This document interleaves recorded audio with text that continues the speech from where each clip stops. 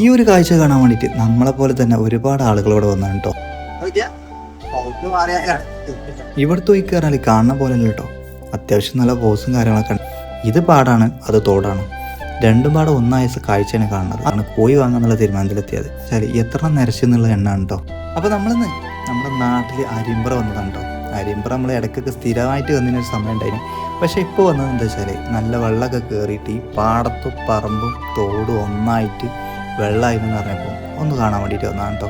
മുമ്പ് നമ്മൾ വൈബ് ആസ്വദിച്ചിരുന്ന സ്ഥലത്തൊക്കെ ഇപ്പം അത്യാവശ്യം നല്ല വെള്ളം കയറിയിട്ട് ഈ റോഡ് വരെ വെള്ളത്തിൽ മുങ്ങുന്ന അവസ്ഥയുണ്ട് ഇവിടെ ഉള്ളത്.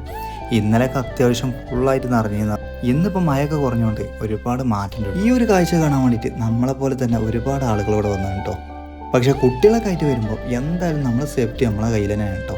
അതുകൊണ്ട് അവരൊക്കെ നോക്കേണ്ട ഉത്തരവാദിത്വം നമുക്ക് തന്നെയാണ്.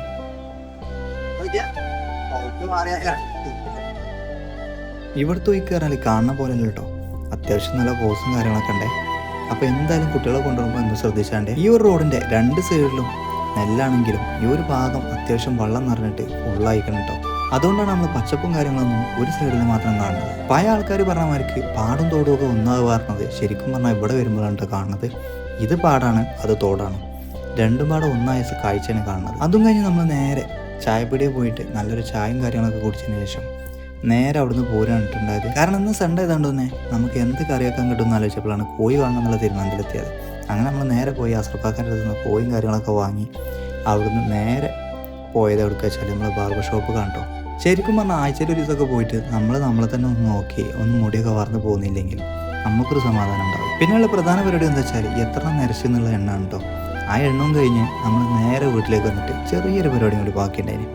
എന്താ വെച്ചാൽ നമ്മൾ വീട്ടിൽ നുറന്ന് ഒഴിക്കണ വെള്ളത്തിൻ്റെ ഈ പൈപ്പ് ഒന്ന് റെഡിയാക്കാണ്ടായിട്ട് അത് നമ്മൾ കെട്ടിമറിഞ്ഞ് ഡ്രില്ലൊക്കെ ചെയ്ത് റെഡിയാക്കണ കാഴ്ച ഉണ്ട് നമ്മൾ കാണുന്നത്. അപ്പോൾ ഏതായാലും അൽഹംദുലില്ലാ ഇന്നൊക്കെ ഉള്ളായിരുന്നു. നമ്മളെ വീഡിയോ പല ആളുകളും കാണുന്നുണ്ട്. പക്ഷേ ഒരുപാട് ആളുകൾ ഇപ്പോഴും നമ്മൾ പേജ് ഫോളോ ചെയ്തില്ല കേട്ടോ.